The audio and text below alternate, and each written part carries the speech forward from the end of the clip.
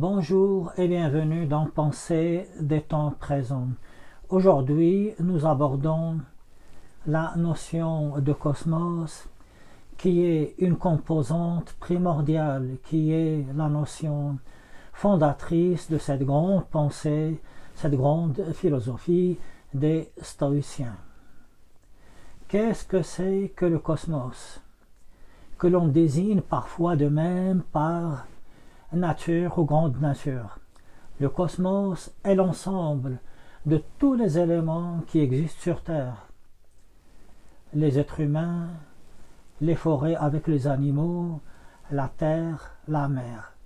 Par extension, le cosmos englobe de même tout ce qui est en dehors de la Terre, le ciel, les étoiles, etc.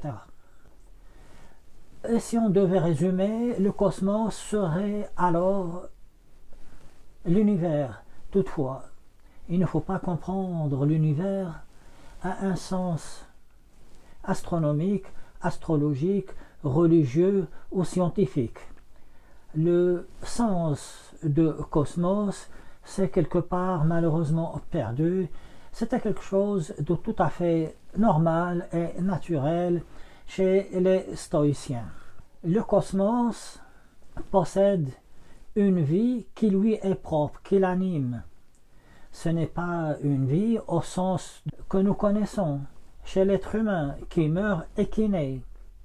Le cosmos ne naît pas, le cosmos ne meurt pas. Le cosmos a toujours été là et il sera toujours là. Par extension, dans la notion de cosmos, on englobe de même les événements. Tous les événements qui vont nous frapper ou qui vont survenir au cours de notre vie. Mais une notion essentielle est que le cosmos englobe le passé, il englobe le présent et il englobe de même les événements qui vont venir. Il ne s'agit pas là du futur, ce sont des événements qui vont venir. Marc Aurèle nous dit, on va comparer ce cosmos à un grand édifice comme une pyramide. On imagine donc des esclaves, c'était une autre époque, qui construisent une grande pyramide. Les premières pierres vont constituer le présent, mais on va évoluer. Et les pierres qu'on a posées il y a quelques mois deviennent le passé, tandis que les pierres que nous sommes en train de construire, ce sont le nouveau présent. Tandis que ce que nous projetons de construire, de finir cette construction grâce à des architectes, ce sont les événements à venir. Dans ces conditions, le cosmos est donc comme cette grande pyramide. C'est un tout qui englobe ce qui s'est passé, ce qui est en train de se passer et ce qui va venir. Dans ces conditions, ce qui va venir, ce n'est pas le destin, puisque nous le construisons à notre manière, à notre façon. C'est autre chose. Je peux même dire, et ce sera le sujet d'une autre vidéo, que la notion de destin, en fait, n'existe pas chez les stoïciens. Parmi les attributs du cosmos, on peut dire qu'il est cohérent, qu'il est parfait, qu'il est logique, qu'il est harmonieux. Il n'existe pas d'imperfection dans le cosmos. Marc Aurèle nous donne un exemple. Marc Aurèle, je vous rappelle que c'était un très grand stoïcien, en même temps c'était un immense empereur, un très grand homme. Marc Aurèle nous donne un exemple, celui d'un boulanger qui va pétrir de la pâte pour fabriquer un pain qui est très joli de façon esthétique. Il a une très belle esthétique, il est rond, il est doux, etc. Mais une fois qu'on va le mettre dans le four, vont apparaître sur sa surface des croûtes, des creux, des boursouflures, des croûtes noires. Nous allons penser que c'est là des imperfections. Marc Aurèle dit que non. Ce sont justement ces croûtes, ces boursouflures, ces creux qui sont sur la surface de ce pain qui au préalable était très beau, qui vont donner toute la saveur à ce pain. C'est ce qui va le rendre savoureux et qui va faire qu'il devient appétissant. Et Marc Aurèle continue son analogie pour nous dire que le cosmos n'est pas imparfait en nous disant, voyez-vous, dans la forêt, il y a des choses qu'on pense repoussantes ou effrayantes. Ainsi, il y a le lion avec sa belle crinière, son fier sourcil. Il y a de même le sanglier avec de l'écume, de la bave qui sort de son museau, de sa gueule. Ce n'est pas repoussant. Tous ces éléments-là que vous allez rencontrer dans la forêt ne font que concourir à la beauté générale de la forêt et par extension au grand cosmos, à cette belle nature.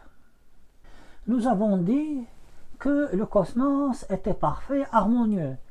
Tout ce qui existe dans le cosmos a sa place.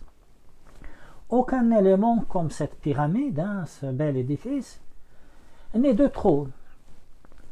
Toutes les choses qui constituent le cosmos ont leur importance et ont leur fonction. Ainsi nous dit-il Marc Aurèle, qui nous dit que si on compare avec un être humain, un homme ou une femme qui vont bouger, tous les éléments qui composent cet être humain ont leur importance.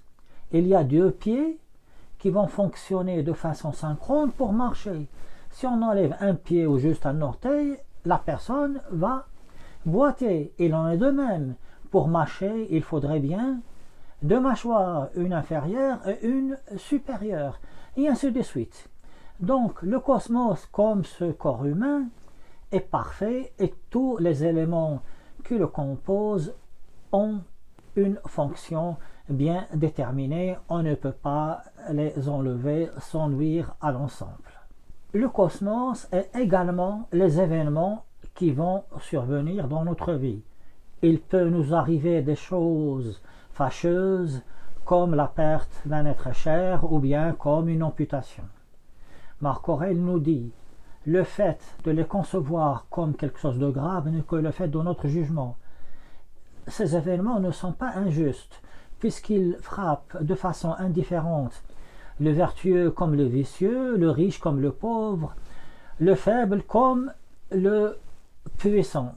Donc il n'y a pas d'injustice.